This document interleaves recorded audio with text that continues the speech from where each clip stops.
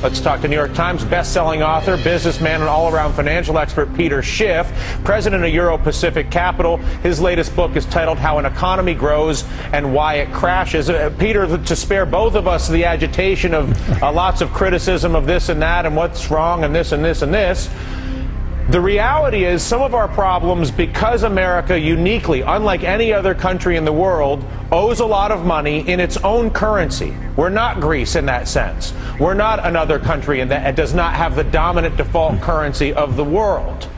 Do you buy the argument that if we were to take advantage of that fact and really get honest about the housing problem, about the unemployment problem, about the China problem, that unlike other countries who are really screwed, we don't have to be as badly screwed as somebody like Greece, for instance, if we make good decisions?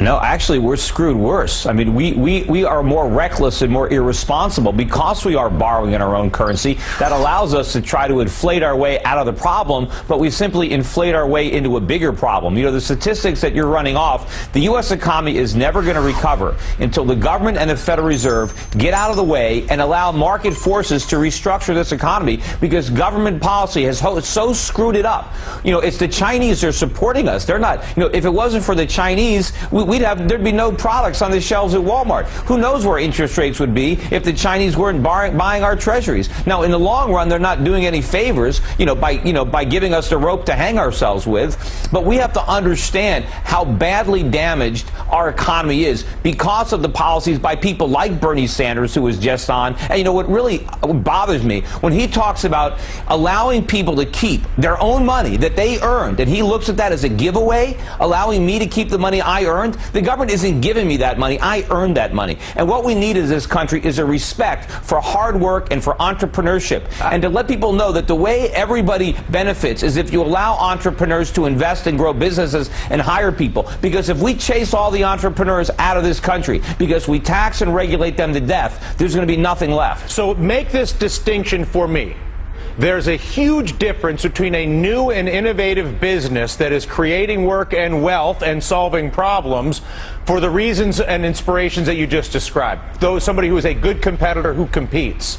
There is also a culture of those who cheat, those who use the access to the government, the ability to manipulate the government, the ability to use the government to prevent something else from happening. So the question is, how do you draw the distinction between the business community that is competitive and value creating and the business community that is, for instance, in my view, the financial institutions who utilize their access to the government to facilitate their interest at everybody else's expense?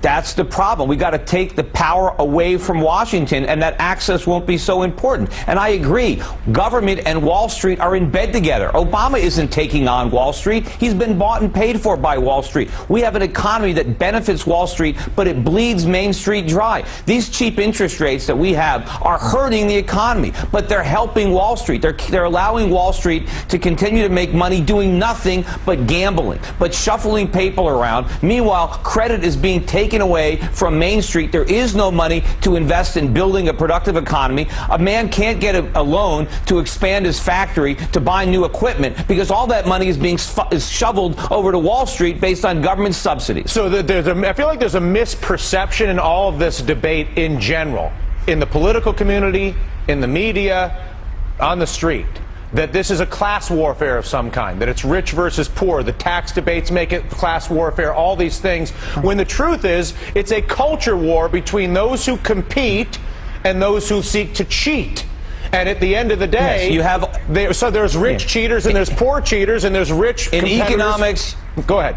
You hit the nail on the head. You know, it's something called rent seekers. You have a number of people who are making a living off the government. They're feeding at the public trough. Some of them are just, collecting government benefits, like unemployment benefits. But some of them are living in, million-dollar mansions in New York, working at Wall Street firms. They are living off the productive class. And the productive class is getting smaller and smaller and smaller. And it creates the ability to vilify, whenever they want to talk about all the rich people that we want to tax, they always point point to Wall Street. But most of the people who are rich are not on Wall Street. Most of the people who are going to pay these higher taxes are regular small businessmen that are trying to compete and grow a business, but that can't do that because the government makes it so complicated, not just with all the taxes, but all the regulations that cost a fortune to comply with, but do nothing to make us more competitive or to protect consumers. They protect the inefficient competitors who have friends in government who write these rules to benefit their own special interest, but to undermine the national interest. Thank you, Chris Dodd.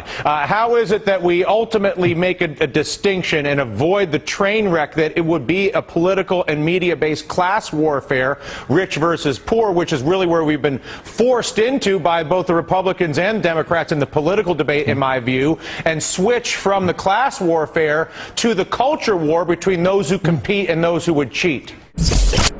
Right now, more than ever, the public needs to hear this. The conspiracy against your money. This is why we're here, so we can address the issue before it's too late.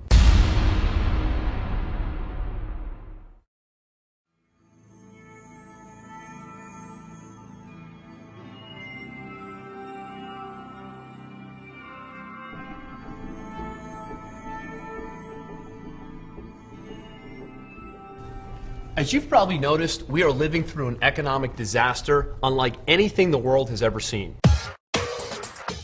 People are losing their homes at record rates. Household and government debt is exploding. Good people we love and care about are losing their jobs and their savings. The middle class is shrinking and is in great danger of disappearing altogether.